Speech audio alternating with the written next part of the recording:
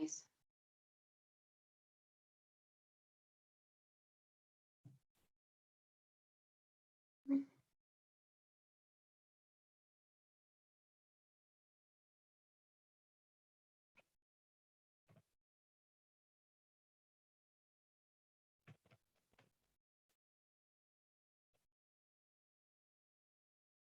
All right, guys, so please don't forget your cameras.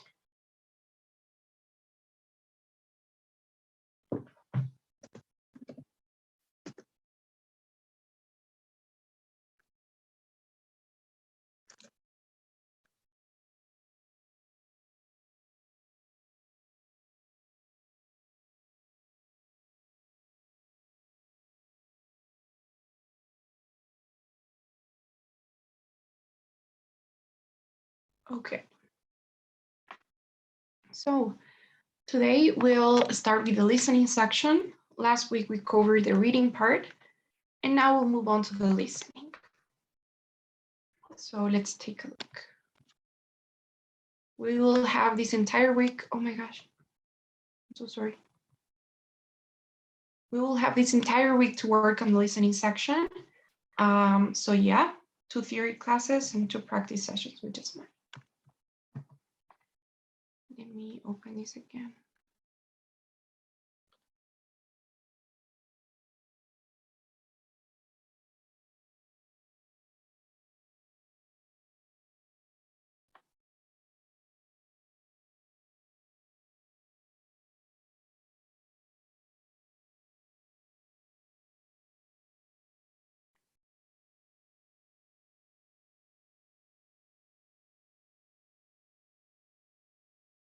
Okay, guys, sorry. So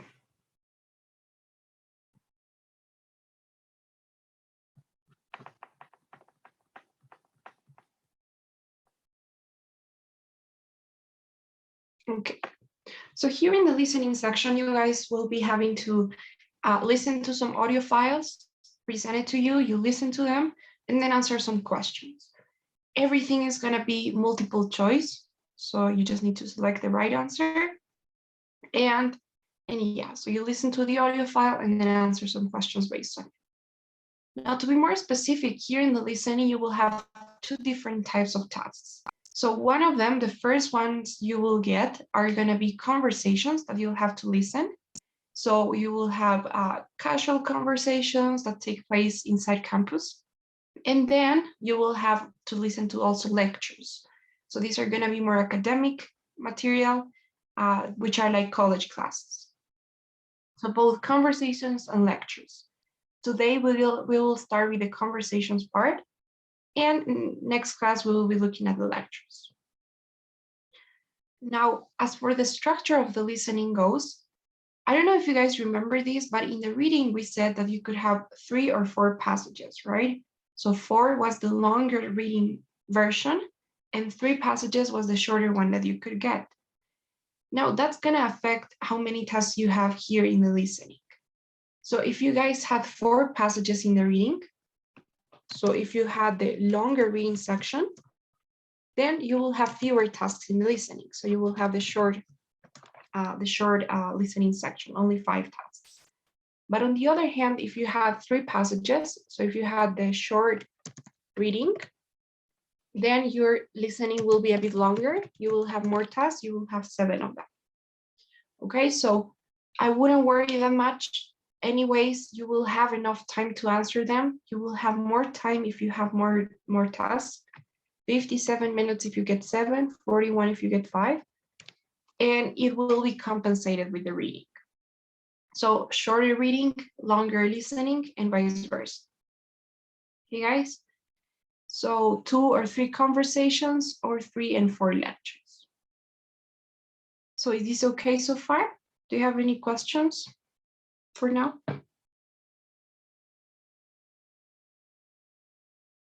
Okay. Now let's start with the conversations. So as I was telling you earlier, these conversations here are going to take place in a certain university. Okay, so they are conversations related to college life, which is why it's important to always have some college vocabulary for this test. right, in order to make it smoother for you, and expressions and all that. And this conversation here will be between a student and a campus worker. So there's this student, ex-student from this university that has a certain problem. So this student has a problem, and what he or she will do is they will go to see this campus worker to ask for help and some advice. So this campus worker could be anyone, really, anybody that works in college. So it could be, for example, a student and a professor, very common. It could be a student and the librarian, maybe the person that works in the library, the student and the academic advisor, maybe the student and, I don't know, the international office officer, or maybe the accommodation officer. I don't know who the person is going to be, but it's always going to be some adult that works on campus. Okay, so that's it. The conversation will take place inside the university. The student has a problem. So there's a problem that the student has. And the campus worker will give some suggestions or some advice. So for example, if I am a student, I could be maybe having some, I don't know, problems finding a book. So if I don't find the book that I need, I'm going to talk to the librarian about it. So that's going to be the conversation. Or maybe I have some questions about my grades, so I'm going to talk to the professor about it. Or maybe I want to change my major, so I will go see the advisor. So that's how it's going to be, okay? A conversation between a student and a campus worker regarding some problem that the student is having. So is this okay so far? Is this clear? Yes, teacher. Okay, guys. So before we take a look at examples and types of questions and all, here are some things that you guys should know before taking the test for the listening section. Now, the first thing is the things that you are allowed and not allowed to do. The first thing is that you will only have access to the questions after you're done listening to the entire, well, to the whole audio file, whatever it is, the lecture or the conversation. So you listen to the lecture or the conversation, and only then can you have access to the questions. It's not like in the reading where you could do both, read and answer at the same time. In this case, you can never listen and answer at the same time. So when you guys are practicing, do it in that way so that it's realistic. And you will only have access to the questions one at a time. So you answer one question, you go to the next one, and so on. You don't have access to all at once. It's not like in the reading, once again. So you get them one by one. You need to answer them one by one as well. Another thing that you can do is skip questions. So you physically can't like leave a question in blank. So you're gonna have to answer them all. You're sort of forced to take a guess if you don't know the answer to a question, but you can never leave them in blank. You need to select an option. And unfortunately, you can go back.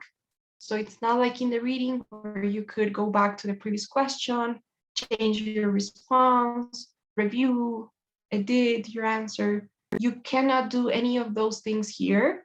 So once you have answered the question and pressed next, there's no going back. What's done is done. You cannot change your answer. So you can go back, okay? So you can go back, you can skip questions. You don't have access to all of them all at once, and you only answer them after you're done listening to the audio file. Okay, so those are some things. As for time, if you want my advice, honestly, I would say it's not such a problem here, not like in the reading at least. It is great to practice, not gonna lie, but in general, you know, it's not like in the reading where you have the question and you can actually look for the answer in the text. So you go back, you reread it, you try to do something to find the answer. Here you don't have that option. So either you remember what the answer is, or you have it in your notes, or you don't. So if you feel like you're spending more than 1.5 minutes there in the question, then it's time to move on. Don't get stuck. You won't remember. Just because you spend more time in a question doesn't mean that you're gonna get it right, or that you're more likely to get it right. So don't get stuck in one question. It's never gonna be worth it. Just try to do it as quickly as you can. So you read the question, look at your notes, and then choose the answer or remember. But don't get stuck. And by the way, you can never listen to the audio file twice. So you just got one shot at this. You listen to the conversation or the lecture, and that's it. You don't have another chance. Okay, so that's kind of how it works. I don't know if you guys have some questions now about what you can or cannot do.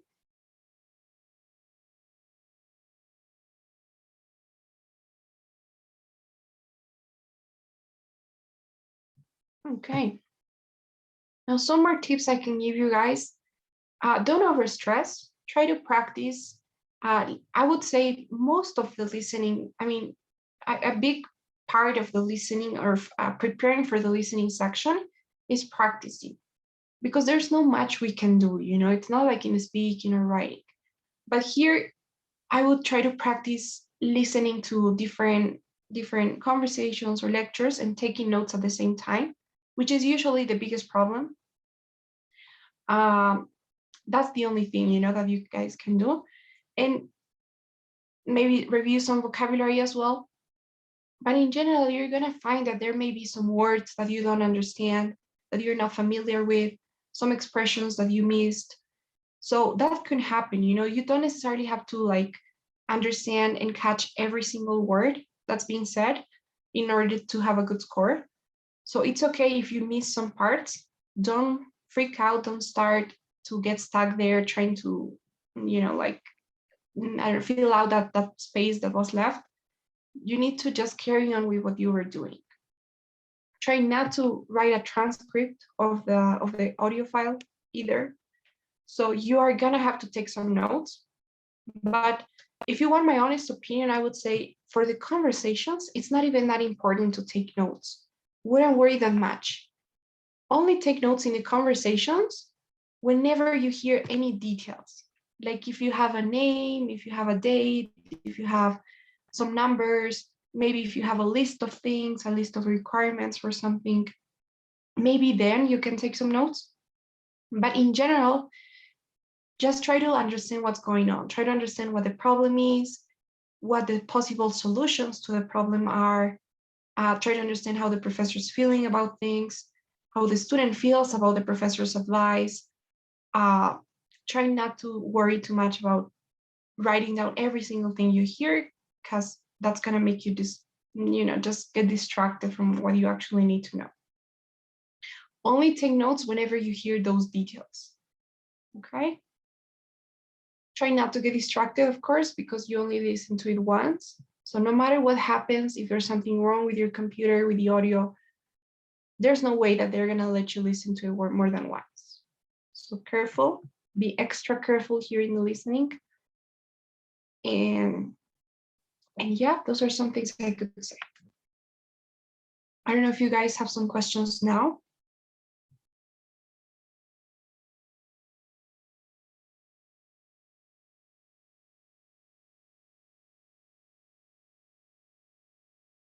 Okay.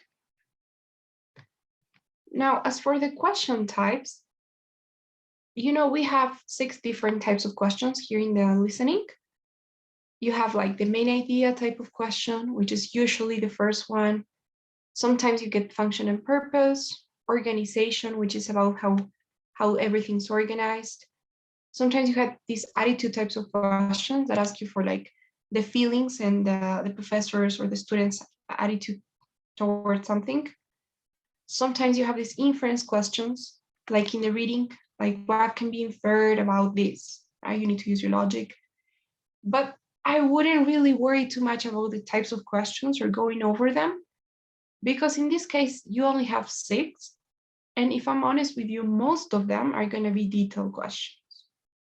So that's the thing that you should really not worry, but you should really try to practice and master, because for most of the questions, you won't need to even use your notes. So whenever you have an attitude question, don't need to look at your notes or anything. So the only one that really matters and that could be a problem is the detailed question, which is asking you for those specific details, like, so what was the name of the biology professor mentioned in the conversation? Or what time should the student, I don't know, go to see this person? So those details are the ones that matter the most, sorry. So I could just say practice taking notes on those details. And we're gonna be looking at this with an example so that it doesn't seem so overwhelming. Okay, guys, because the detailed questions, as you can see here, are the most frequent ones. So those are the most important ones.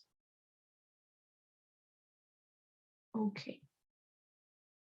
Now, another thing I wanted to say, and this is a huge tip for everything, not only for the listening section, but in general, you guys should always try to be logical about things. So sometimes you're gonna find yourself in the situation that you don't know what the answer is, you're not too sure, you have some doubts, you're like torn between two options. So in those cases, when you really don't know what the answer to a question is, you should try to go for the most logical option. Okay, so it's important to also think of it that way. Sometimes that can save you, right? So that's like your contingency plan. So, okay. So for example, here in the main idea type of question, which is most of the time the first question that you guys will see after listening to the conversation, they are going to ask you about the student's original problem.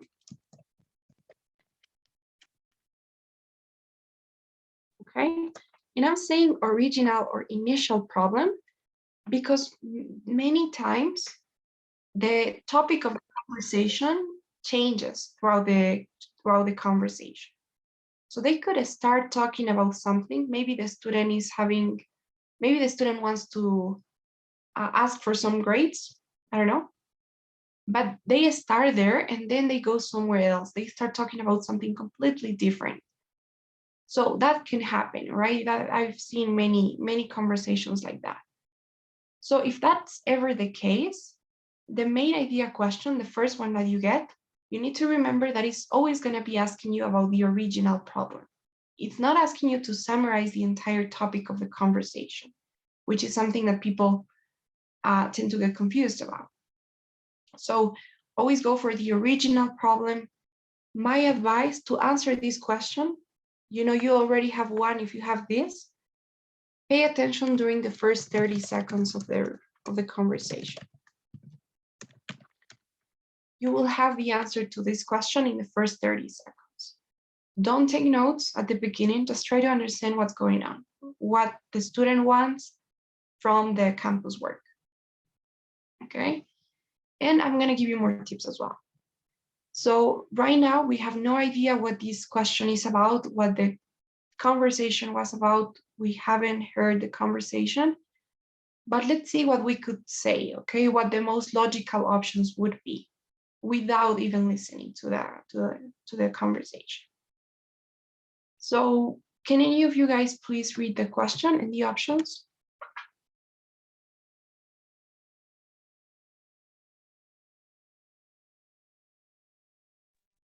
I can do it. Why does the Yes, Angela. student, okay. Why does the student go to see the professor? A, to talk about her paper on farming practices. To ask if she can study abroad in Guatemala. C, to discuss her research on agricultural practices and environmental conditions. D, to see if she can become a Spanish major. Okay, thanks, Jeanette. So I know that we don't know what the answer actually is, and there's no way that we could know because we haven't heard the conversation. But my question is, what do you think the most logical options would be? What are the ones that seem, I don't know, that seem right, that make more sense to you? So what do you think? I think that is option A, to talk about her paper on farming practices. Okay. Option A. And why? Because the question says, why does the student go to see the professor? And I think that is the most general question. I think that B, C, and D is a detail from the question A. Okay. All right. Anybody else think something about this question? I will go with letter C. I think it can be A or C, but C is more logical for me because normally it's about a problem, as you said. So maybe she have some doubts about an assignment. Okay. That's great. You guys, you're right.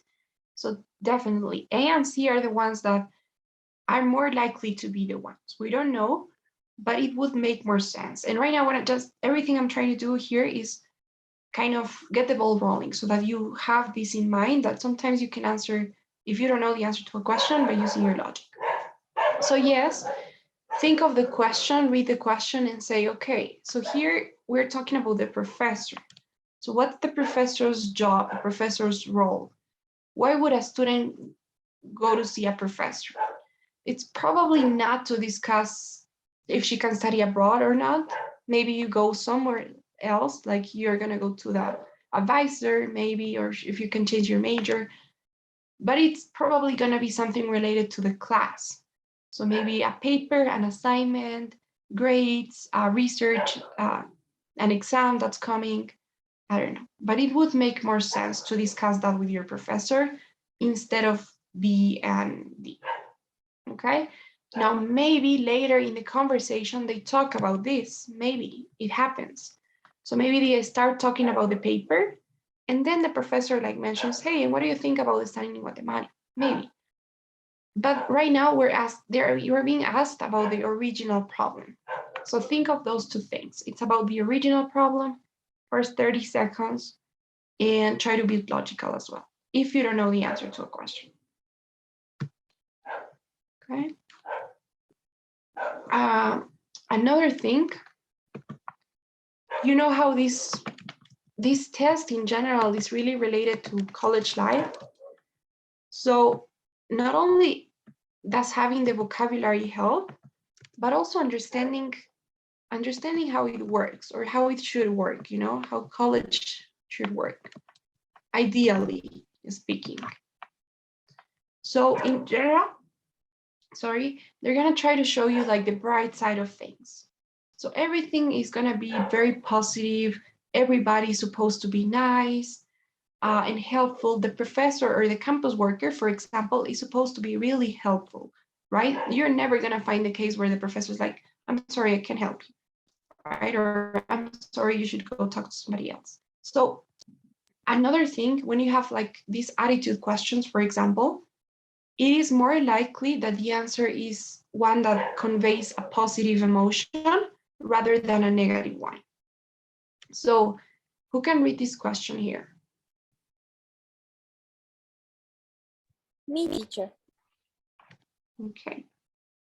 What attitude does the professor have towards the student's work? A. He is impressed by the novel's originality. B. He is concerned that students may find the novel difficult to read. C. He's bored by the novel's descriptions of ordinary events. And D.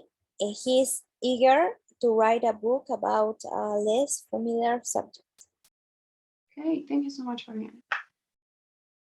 So this is asking about the attitude of the professor, right? What is the professor's attitude?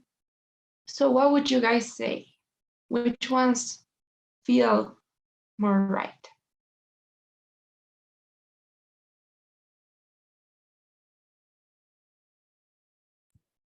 Maybe A? Okay. Why not the others?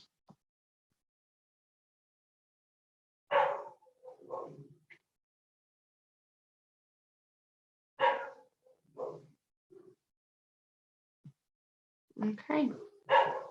So yeah, I would say A and B probably.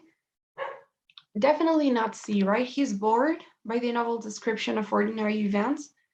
I mean, in reality, yes, he could be bored, but he's not supposed to be, and they're not going to show you that. So it's not so likely that he's bored by the novel description. Or he's eager to write a book. So you're probably not thinking of writing a book of your own when your student is showing you his work. So maybe not. But he's concerned. Yes, he could be concerned. He could be impressed as well. He's probably not going to be disappointed or mad at the student or yelling at the student or something. So try to go for the ones that are that make everybody seem nice. And finally, there's one more thing. Even though they are supposed to be nice and helpful, they should also be fair. So everything needs to be within the academic values, the ideal academic values. So most of the time you won't have options that are like, this student will receive extra credit or an extension, extra time, or something that's not fair for everybody else, like favoring one student in a way that's not fair for everybody else. So if you have these two options, the professor will give the student an extension versus the professor emphasizes that the student must hand in their paper on time, it is way more likely for B to be the right option instead of A, right? We don't know, but it's more likely. Now, if you have why won't the professor give the student recommendations, I don't think it's going to be because she doesn't want to help the student. Maybe because she wants to be fair to other students, or she will help the student in a different way. So also be aware of those values that they are supposed to keep in mind. So that's another thing, you guys.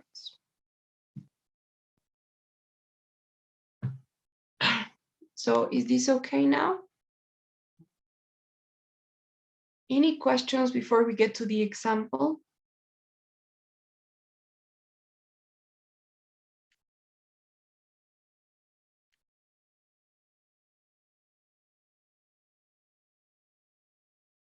Okay, guys.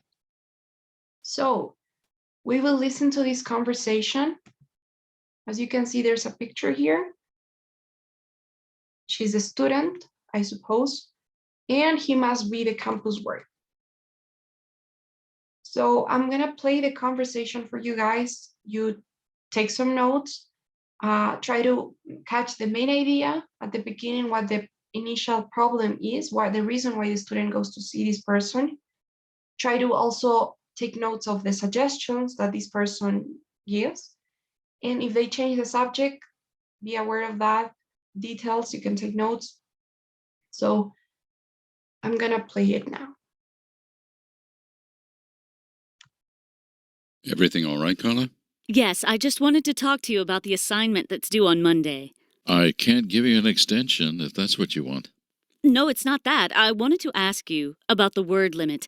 At the moment, I'm way over it, but I found so many useful sources that I don't really want to cut anything out. Well, it's meant as a guide rather than a hard and fast rule. It's not as if I'll stop marking as soon as I reach the word limit. But I don't really want you to go way over it either. 2,800 is the absolute maximum, I'd say. Wow, that's still going to be hard. Well, you can use this opportunity to try to make your writing more succinct. It's good exercise in writing technique. Think about which of the writer's points you really want to draw attention to, and discard any information that isn't really relevant to your premise. Okay, I'll try that. Remember, you can always refer to two or more sources in the same paragraph, in the same sentence even. What do you mean? If one of your citations seems to complement what the other says, you can refer to them at the same time. You can do that when they contradict each other, too. It's a perfectly acceptable way of constructing a paragraph. I get you. Well, I'd better go. I've got a lot to do before Monday. Hang on, Carla. While you're here, I wanted to mention something to you. What's that? Have you heard about the Harvey Graduate Business Program? No? It's a special scheme funded by the Harvey Group, the financial place in town. Yeah, I know it. Well, they have a special program that they run especially for graduates. It's very exclusive. They only take on 3 people a year. Each of the major colleges in the state is invited to put forward a maximum of 5 students a year for consideration. And we only pick out the very best students, the ones with really high grades. I wondered if you'd be interested in trying out for it. After all, you've been doing well in all your modules. Wow, it sounds like an honor to be considered. I guess all those late nights working on assignments were worth it. What does the program give you? Well, you get work and training at the Harvard Group for a year, and then they will fund your master's course a year down the line. I'm right that you're interested in doing a master's course, aren't I? Yes, I was considering doing something management-based. Well, I think they discuss with you what master's course would be best for you and them, depending on the department you're working on. So you may be obliged to do the course they want you to do, but it's bound to be useful. Then they employ you for another year. And after that, you can choose to stay with the company or move on somewhere else. Harvey's a prestigious company.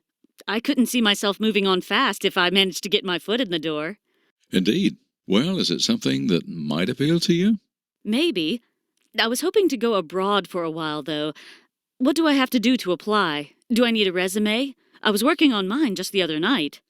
Well, there's a rather lengthy application form to fill out, so I don't think a resume is needed. Then, if you get through the first stage, you'll have to do a presentation. If they like you, they'll invite you back for an interview. It's pretty tough, as you can imagine, but I wouldn't suggest it to you if I didn't think you could do it. I mean, you've done some great presentations in class, and you've had the experience of setting up your own business, too. No. I haven't done that. Haven't you? I thought you did something selling perfumes. That's Miranda. Oh, is it? Well, sorry about that. My mistake. But you've still had experience working in a business, haven't you? Yeah, I've worked in my dad's office in the vacations. Well, that's very valuable, and I'm sure you learned a lot from that. Well, if you're interested in the program, come to my office later on, and I'll give you the details. After 4 is best for me. Thanks. Everything all right, Carla? Okay, guys, sorry. So that was the conversation. As you can see, it's a bit long, but I don't know. What do you think? Was it understandable? Did they speak quickly? How was the vocabulary?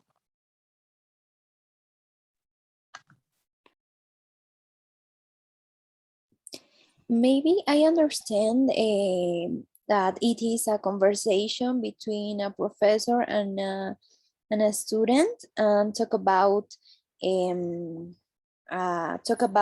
one maybe writing or maybe one homework, and how she can be improved this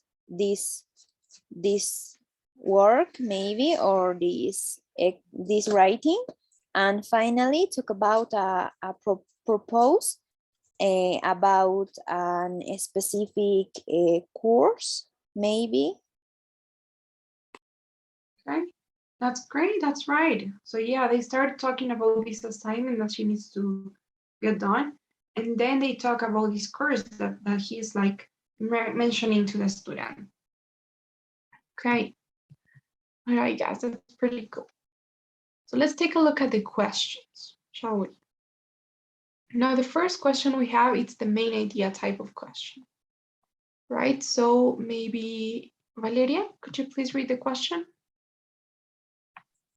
Yes, Carla wants to talk to the professor because she doesn't think she can finish her assignment in time.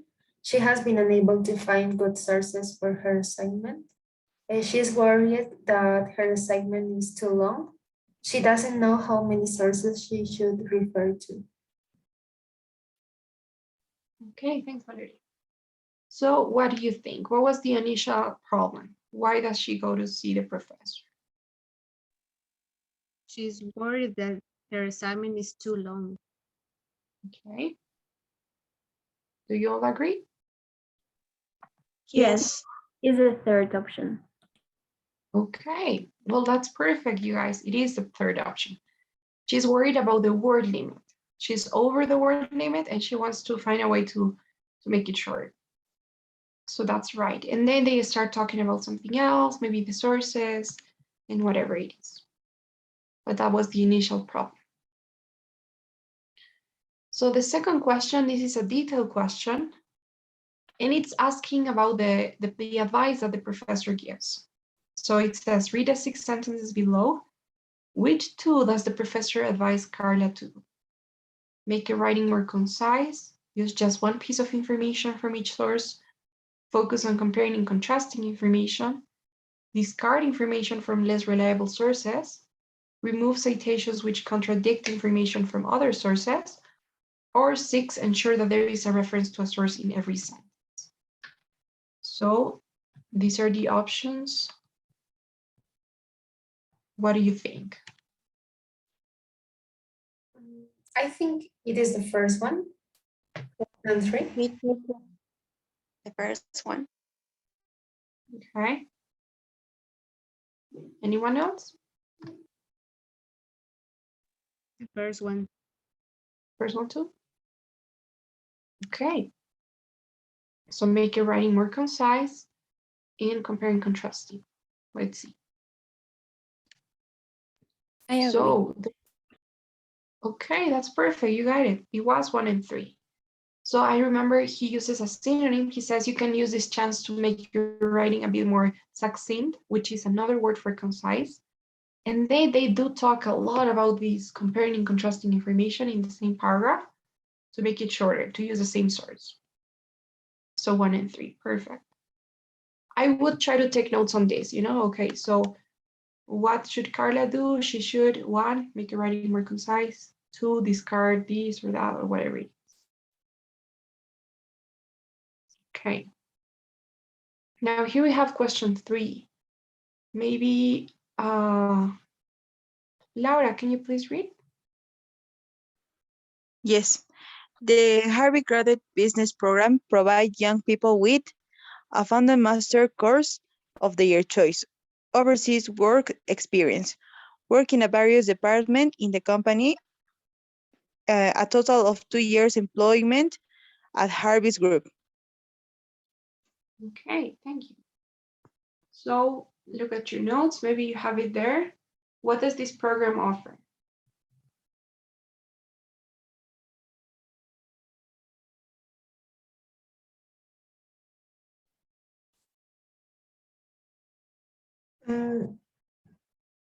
Well, they can explain it, but I think it's number C, the third option. Work in various departments. All right. You guys agree?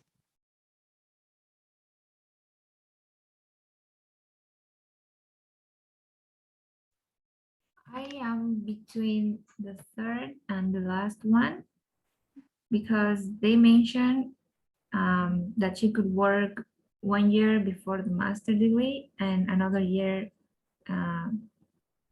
after. So maybe Okay. it's a total of 2 years employment too. Yeah. Yes, I think, yeah, it will be more complete. It's a more detailed answer, total of 2 years. It's right. Anyone else?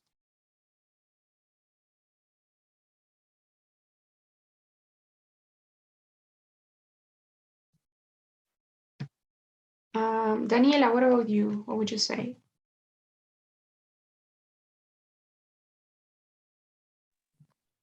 I'm not sure about this one.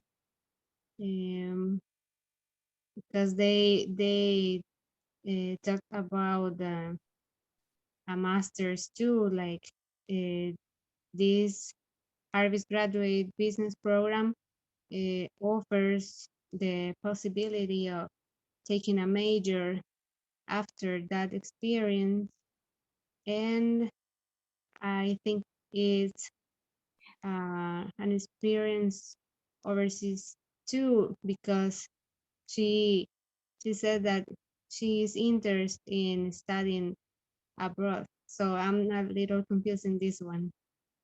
Okay. Take a guess. Which one would you go for?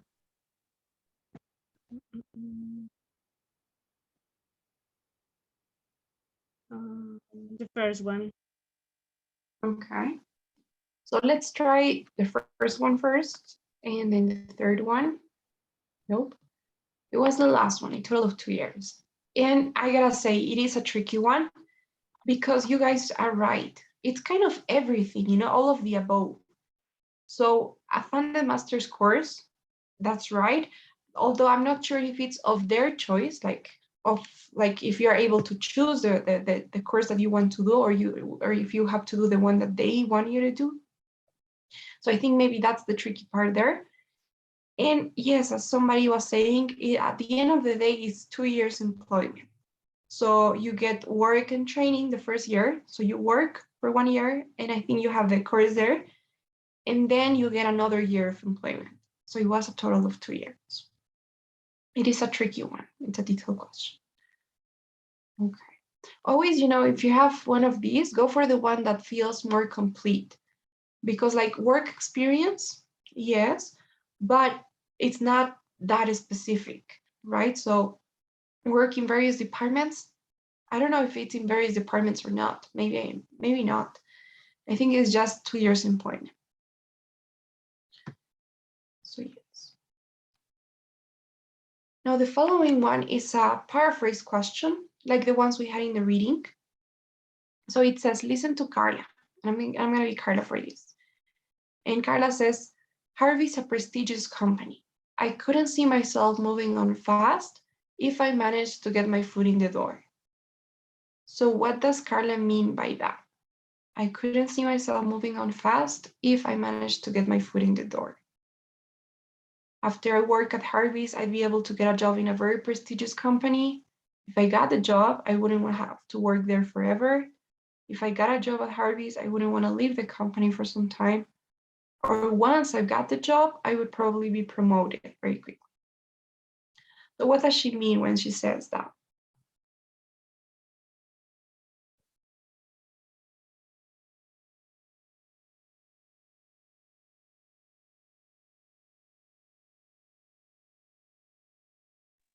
Third option. Third option, okay. What do you guys think? I haven't heard this kind of phrase before, but it sounds to me more like the third one. Okay. Yes, I agree. I think it's the third option. Okay. Can anyone tell me why?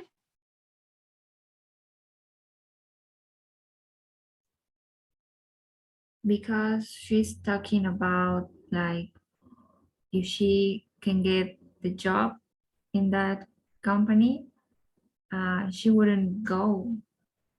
I think that means that phrase, right?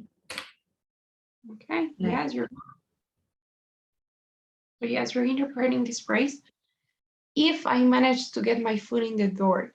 So it doesn't literally mean like stepping inside the door or walking in the room, but it means if I get in, if I got the job, if I was accepted.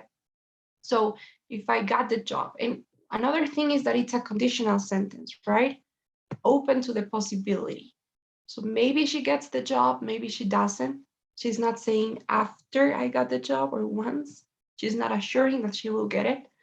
And as you said, she wouldn't want to leave the company for some time. She would want to stay there for a while. That's perfect. And finally, we have a detailed question. Maybe Natalia, do you mind reading the question?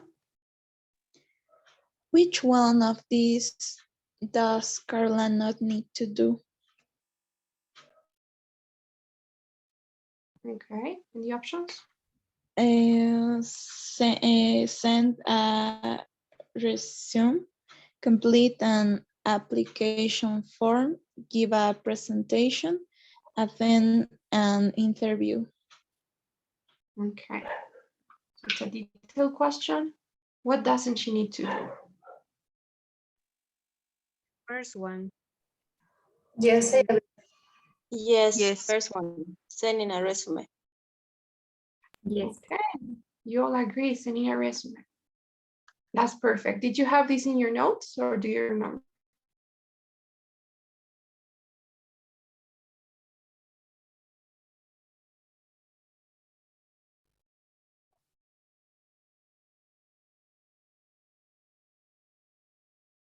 Was this in your notes? The last one, yes, it was in my notes, but like a list of things she needed to do to obtain. Okay. So, okay. All right, nice. So yeah, it would be a good idea to have this sort of thing in notes. The detailed question, the list of things that she is required to do to apply. So as you can see, most of the questions are detailed. Question 5 is a detailed question, question 3, 2, and then you have the main idea at the beginning that you always have, and you only have one paraphrase question. So most of them require you to take notes on those details, or at least remember. So that's the tricky part. There's not much we can do, as I was saying, just practice and try to practice taking notes on those points so that you can be able to answer these sort of questions. So we got everything right except for question 3, right? This was the only one we got wrong. So it's a great thing. I would say, honestly, this is one of the, I don't know, not easiest, but one of the most accessible parts of the test. So you should definitely try to take advantage. So I don't know if you guys have any questions or comments, observations. Feel free to tell.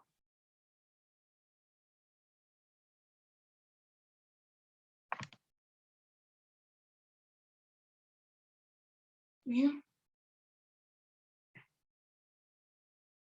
Okay. So then I'm sending you the survey. We'll continue with the lectures next class. We'll be looking at how to take notes for the lectures because it's really important that we see that. And tomorrow you'll practice with just money. You practice the conversations.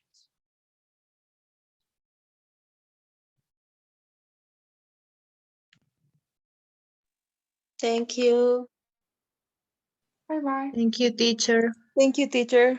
Thanks, Okay. teacher. Bye. Bye. Bye, guys.